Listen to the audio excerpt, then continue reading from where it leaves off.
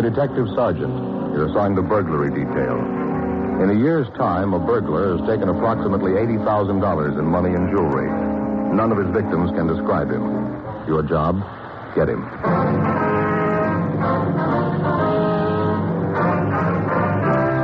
Dragnet, the documented drama of an actual crime. For the next 30 minutes, in cooperation with the Los Angeles Police Department, you will travel step by step on the side of the law through an actual case transcribed from official police files. From beginning to end, from crime to punishment, Dragnet is the story of your police force in action. It was Tuesday, July 10th. It was hot in Los Angeles. We were working the day watch out of burglary detail. My partner is Frank Smith. The boss is Captain Wisdom. My name's Friday. It was 8:02 a.m. when I got to room 45. Burglary. That you, Joe? Yeah. How about that fight last night, huh? Did you see it on Channel 4? No, I started to watch it. The set went out. Picture too? I don't know, Joe. Picture got all fuzzy and started to wobble. You know, like when an airplane goes over between the set and the train. Oh, yeah, I know. The set's been acting up lately. I thought there might be something wrong with the aerial, so I figured I'd take a look at it. Mm-hmm. Got the ladder out, got up on the roof. Sure enough, one of the wires on the thing was off. Just hanging by a little bit of the rubber coating. Mm-hmm. Climbed back down to get the wire cutters to fix it. Couldn't find them. Had to use scissors to strip the insulation off the wire. Got the wire all fixed to put back on, then I couldn't find the pliers to get the nut off the aerial. Looked all through the house, no so. What'd you do? Nothing I could do. Try to get the nut off with the scissors. Broke them. Finally went back into the house to listen to the radio. Fight was over. Yeah, I only went 4 rounds. Yeah, I found that out. Got the radio on just when the announcer was giving the last commercial. And Fay and me had a talk. Oh, not again. Yeah, I told her I was going to buy a whole new set of tools. The first time I saw the kids with one of them, I was going to raise the roof. Must have made her happy. Yeah, it did. Made some remark about them only being kids. Said if I wanted to keep the tools out of their hands, I should put them in a place where they can't reach them. There's only one trouble, Joe. What's that? With Mike and Stacy, there isn't such a place. Yeah, figure I know what you mean. It's sure a good fight, though. It's too bad you missed it. Yeah.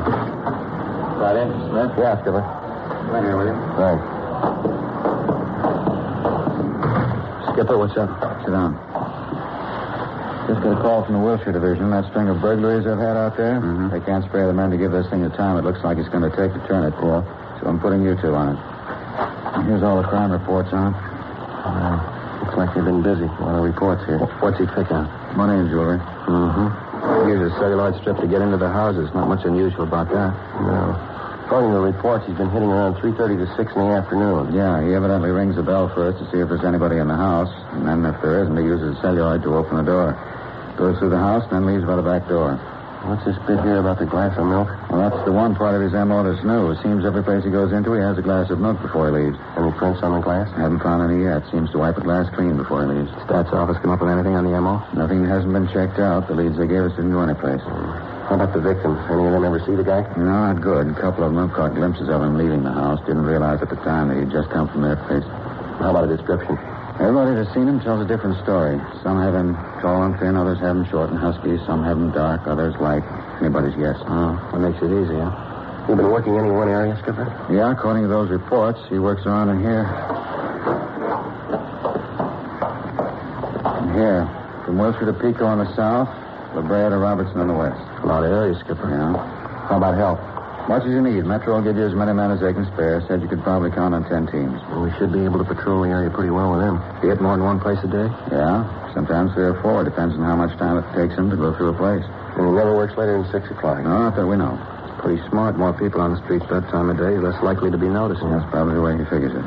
I still don't think I get this milk thing here. Yeah, it's a weird one. You have it every place he goes? Seems to. The owner comes home and finds all the money and jewelry in the place gone and an empty glass on the table in the living room. Living room? Yeah, in the living room. Evidently pours the milk right after he gets into the house and carries it around with him while he works. Finishes it up before he leaves. Boys from Wilshire have found those rings, you know, when you put a glass down on the table. Yeah, I know. Found them all over the house.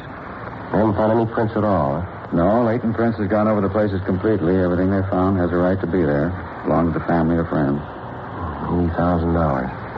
How about the pawn shop detail? They turn up anything? No, nothing. None of the jewelry's turned up as far as we can tell. Looks like a gem, huh? It is. It's all yours. All right. We'll get started on it right away. You two stay on this until you clean it up. Right, Skipper. Any ideas where you're going to start? Well, only one place, the neighborhood where he works. Yeah? We don't know him. Maybe he'll come to us. Frank and I went over the reports. In general, the operation was the usual type. Use of a celluloid strip to enter a house wasn't new. The suspect operated during those times when detection was least likely. He never operated in the rain. All in all, with the exception of the milk drinking, the case could have been 100 others. Frank and I spent the rest of the afternoon talking to the victims who had seen the burglar. They were all sure that the man they'd seen was the one we wanted, but their description varied from each other. All the victims had been shown mug books, but failed to identify the suspect.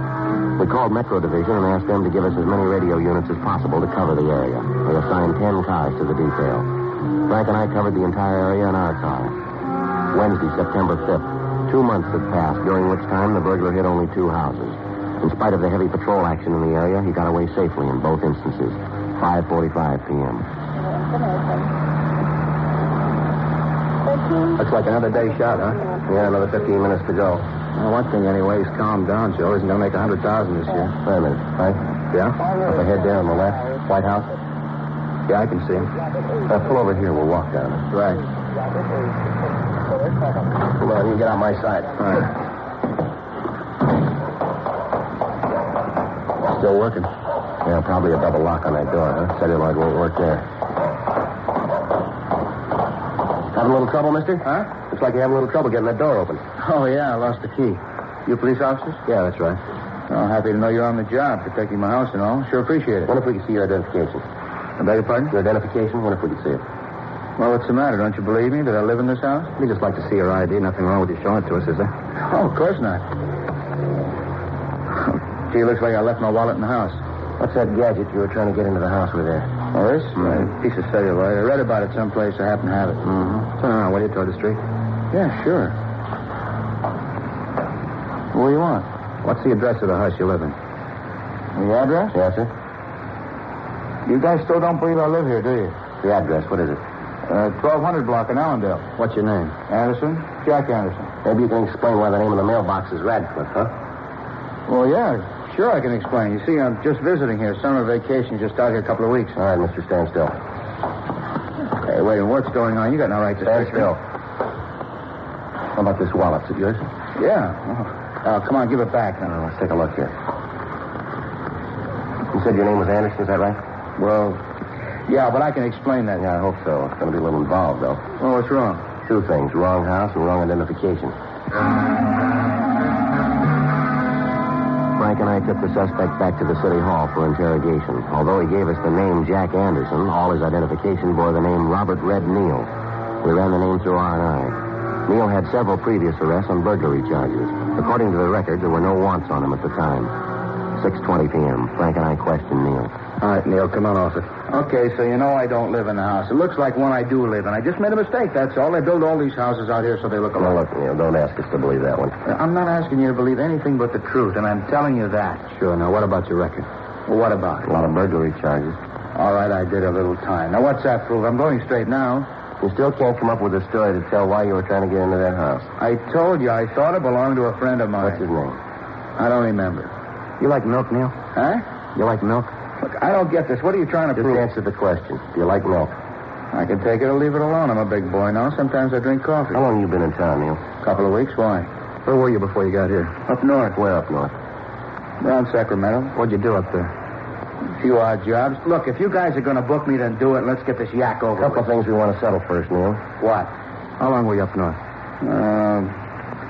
I guess it's been about 6-7 months. 7 months. You got any way of proving that? Look, why should I have to prove anything? You guys figure you got a rap you can stick me with? Okay, try it. Book me in. Look, don't press, Neal. Can you prove you're up north for the last 7 months? Yeah, it shouldn't be any trouble at all. Who do we talk to? The sheriff up there, he had me in the can. After waiting for 2 months, the one suspect we were able to turn had an alibi that we couldn't shake. Frank and I went back to rolling stakeout.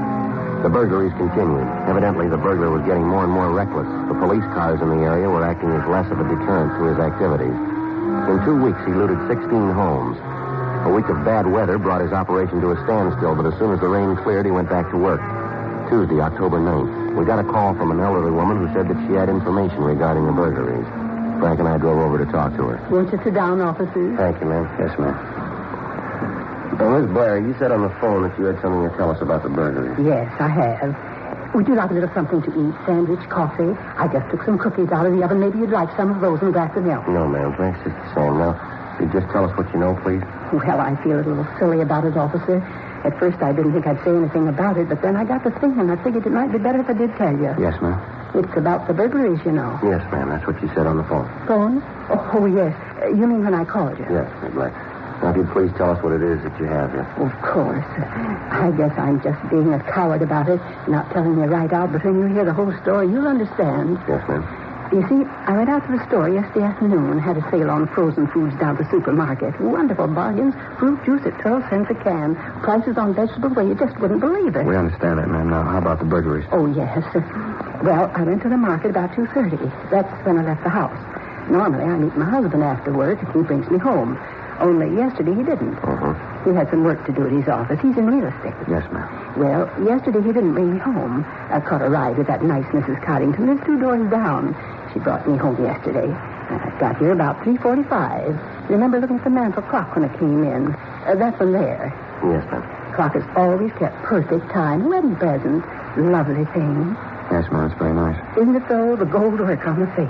Ma'am, we don't like to be rude, but if you just tell us what you know about the burglaries. Well, certainly. You see, I came into the house, and there he was. Ma'am? The burglar. There he was in the hall, drinking a glass of milk. Such a nice-looking boy. Just stood there for a minute drinking the milk. Well, what did he do when he saw you? He put the milk down on the telephone table, and then he started to run to the back door. I told him to stop. Did he? Not at first. Then I told him that my husband was out in back, out in the garage. He stopped then. Go on, ma'am. I asked him what he was doing in my house. What did he say? Nothing, really. He just stammered around, said that maybe he'd made a mistake. I told him that I guess he had, breaking into somebody's house. Just terrible, officer. Like to scare the wits out of me. Yes, ma'am. I started to tell him how he should be ashamed of himself for stealing from other people. I really told him. I said, you know, we haven't got that much that we can have people like you come in here and steal. Then I picked up the phone and started to call the police. That's when he started to cry. He started to cry? Yes, just like a little boy. Put his hands up to his face and the tears just streamed down his cheeks. What happened then, Mrs. Black? Well, when I saw him cry, he looked so small, like such a little boy, that I went over to him and comforted him. You didn't get in touch with the police, ma'am? Well, no. Oh, I suppose I should have, but I didn't. When I got the boy calmed down, he told me that he didn't know what he'd do if his family found out about it. He told me about his mother and how she died when he was just a baby and how his sister raised him. He said she was just a couple of years older than him. I asked about his father, and he said that his father was a drunk, that he had to bring in what money the family needed. Said that his sister was sick, bad heart, and at the shock of his being arrested to kill her. Well, now, I asked the officers, what could I do? Well, what did you do, Miss Black? I told him to sit down. I wanted to talk to him. We went out in the kitchen, and I asked him if he was hungry. You know, growing boy and all. I thought he might like a sandwich or something. He said that he didn't want anything to eat, but he said he would like a glass of milk, so I poured him one. You said that you'd talked with him? Yes, I thought that maybe I could talk him out of continuing this way, stealing. I asked him if he had a job, something to earn an honest living. Yes, ma'am. He told me that he'd tried to find work after school, but anything he'd get just didn't pay him enough. He tried to get along on the money, but it just wasn't enough. Medicine for his sister and all. Then there was his father, horrible man. Well, what did he say about his father? Oh, he told me all about him, how he drinks and causes trouble, spends what little money they have on liquor. This boy tell you his name, ma'am? Not at first. He said he didn't want me to turn him in. I told him that I wouldn't, and then he said he was Bob Allison. Did he tell you where he lived? Not exactly. Said someplace out on East Los Angeles. I got the idea that he wasn't too proud of his home. Can't say that I blame him. How about a description, ma'am, what he looked like? Well, now let me think. Well, I'd say he was young, about 17, maybe 18. Such a young man to be doing something like this. How tall would you say he was, ma'am? Tall? Oh, I guess as tall as you are. Maybe just a teeny bit taller. That'd make him about 6 feet? Yes, I guess so. How about his build, ma'am? Oh, nice, broad shoulders. You got no idea how I felt when I thought about this boy being a thief. It's terrible. Right, ma'am. So would you say he was heavy or slight? About how much would you say he weighed? Oh, I'm bad at guessing people's weight. It'd be difficult to say. Well, ma'am, would you say he was as heavy as I am? Yes, about your weight. How about the color of his hair? Light, nice blonde hair. He had a little wave right here in front, blue eyes. Looked like such a little boy when he cried. Yes, ma'am. Was there anything unusual about him that you might have noticed? Scars, moles, anything like that? No, not a thing. Well, how about the way he talked? Anything unusual there, maybe? Sorry. How about his clothes, Mrs. Blair? How was he dressed? A pair of slacks, a white shirt, and no tie. A button was missing from his shirt. Poor boy probably hasn't got anyone to take care of his clothes. Had on a school sweater. You know the kind that the seniors get when they're going to graduate? Has the initial of the school on it and no stripes on the sleeve. Yes, ma'am. What was the initial on the sweater? There wasn't one. It had been taken off. I could tell that there had been one, though, because a few of the threads were still in the wool. How about the color of the sweater? Brown, a dark brown with yellow stripes. Now, Miss Blair, Yes? the glass of milk that the boy drank from the glass, has it been washed yet? I thought you'd ask about that. No, I stepped aside for you. You have it now, ma'am? Yes, it's in the kitchen. My husband said you'd want it. He was hopping mad when he heard about it, just about raised the roof right off the house. I wonder if we could see that glass. Well, of course. It's right out here in the kitchen. Fine. There it is on the drain board. Anybody touched it since the boy? No, I don't think so. My husband might have, but I don't think he did. He was quite adamant about me not washing it until you came. Now, Miss Blair, this happened last night. How was it you waited until this morning to report it? Well, at first I believed the boy. Really thought that it was just circumstances that made him steal. I felt so sorry for him when he broke down and cried. Right here, leave him. Give him every chance. That's why I let him go. I thought that it might do some good, sort of a new beginning. When I told my husband about it, like I said, he was pretty sore. Talked about the young thief. We never had any children of our own, and I felt so sorry for the boy. I guess my husband couldn't understand. When Bob, that's his name, when Bob said he was sorry, I believed him and let him go. Just let him walk right out of the house. My husband got home, and I told him. He said to call you. I tried to talk to Sam, that's my husband, make him understand, but he insisted. And then this morning, of course, I agreed with him, and so I called you. Well, why was that, ma'am? Bob stole my watch.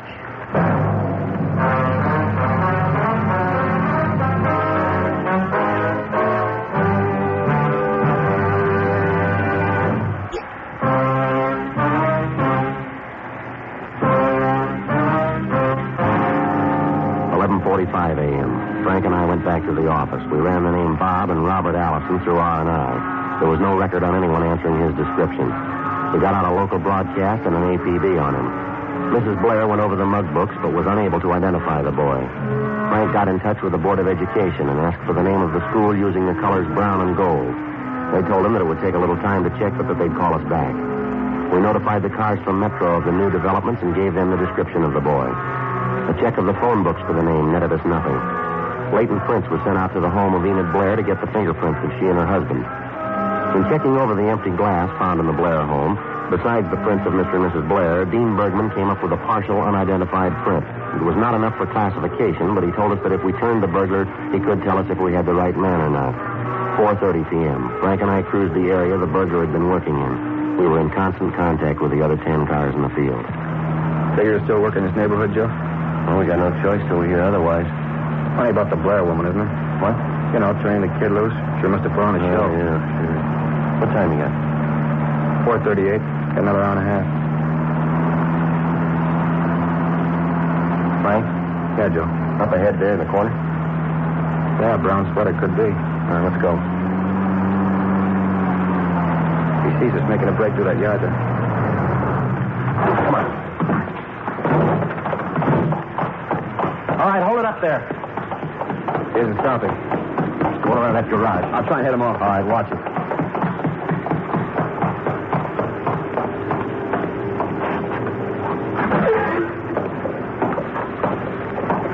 Joe, you see him? No, we missed him someplace. Gotta get back to the car. Right.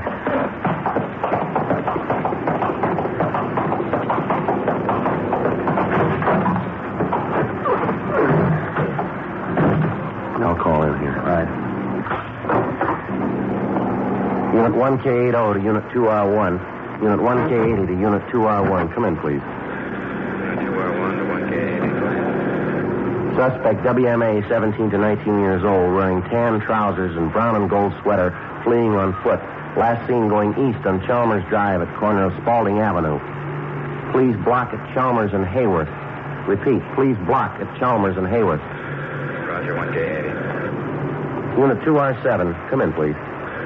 Unit 2R7 to 1K80, go ahead. You get the description all right? Yeah. Want to cover Barrows Drive and Hayes Street? Repeat, Barrows Drive and Hayes Street. Over. Roger, 1K80. Units 2R2, 2R3, 2R4, 2R5, and 2R6. Converge on area adjacent to Chalmers and Spaulding. Repeat, converge on corner of Chalmers and Spaulding. Unit 2R20 will direct operations. 1K80 out. It's locked in. Let's find it.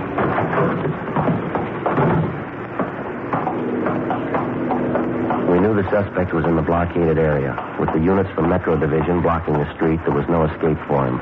Frank and I walked down Spaulding Avenue. Down the street, we could see Unit 2R20 getting into position. Sergeant Masters was directing the operations from there. The search went on. 6:40 p.m. We still hadn't found him. At each house, we notified the people to be on the lookout for the suspect. In the event they saw him, they were instructed to call police headquarters. They, in turn, would contact Sergeant Masters and appropriate action could be taken. 7:10 p.m. We just about covered the entire area. What do you figure, Joe? See how he could have gotten out. He's got to be in here someplace. 2 more blocks to go, not much cover. Figure that he hasn't been sitting still. He's probably been moving, too. Yeah. How about that garage back there? Check it. Big place, Joe. Looks like a workshop. Yeah. Wonder who it belongs to. Well, imagine that house over there, don't you? That's where the wires lead. Wait a minute. Here, look at this. Broken padlock. This must be where he is. Not easy.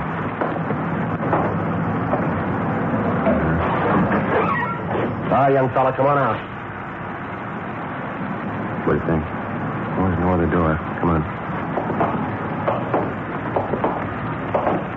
All right, come on, boy. Give it up. We know you're in here. How about the lights, Joe? Yeah, I got him. Bigger inside than it looks. Dozen places he could be hiding in. Yeah, you want to check over there, back of those legs? I'll take this side. Right. Don't send him over here. How about you? No. How about that balcony up there? The wooden paint cans, see up there? Yeah.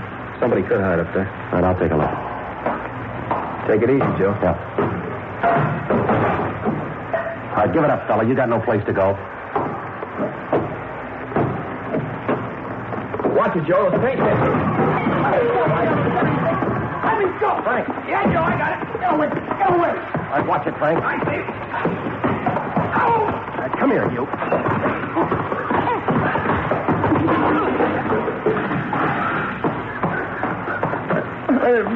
I didn't mean to cut him. I told you to leave me alone. I told you. All right, come on, get up, you. How about it, Frank? You all right? Oh, Joe, just a cut it, isn't there? All right. Let me go. I didn't mean it. I got scared. I didn't mean it. I don't know what I'll do if my family finds out.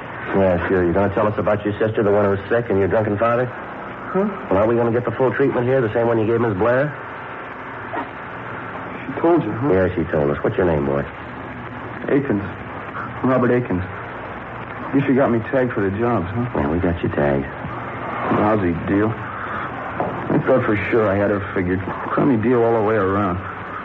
Never should have started it. All I got was a lot of cheap jewelry and a little money. What do you mean, cheap jewelry? Our reports show you got a little better than 80,000. 80,000? That's a laugh. A lot of costume junk, little money. 80,000. Somebody's been giving you a snow job. When I didn't throw away, I still got cheap costume junk, that's all. All right, Akins, let's go. Yeah. Should have known not to trust that Blair woman. Should have known. I was caught before, a couple of times. All right. Yeah, a couple of times. They let me go. Started to cry. Getting that story about my sister. They let me go. It was the crying that really did it, though. As soon as I started to boil, they turned me loose. Good gimmick, huh, crying? Yeah, sure. Don't try it on the jury. It won't work.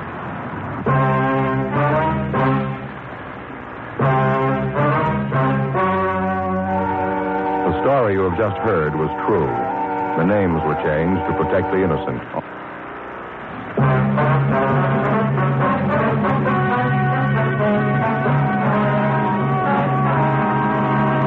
Robert Charles Aiken was filed on and found guilty of 12 counts of second-degree burglary. He was released to the Youth Authority for parolement and possible rehabilitation.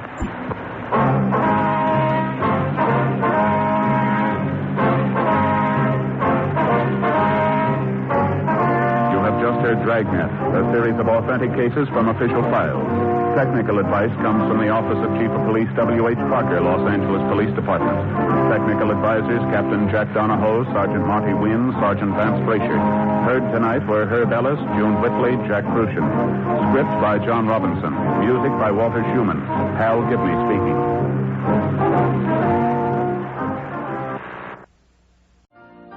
You've been listening to the OTR Gold Network. Find more classic radio at otrgold.com.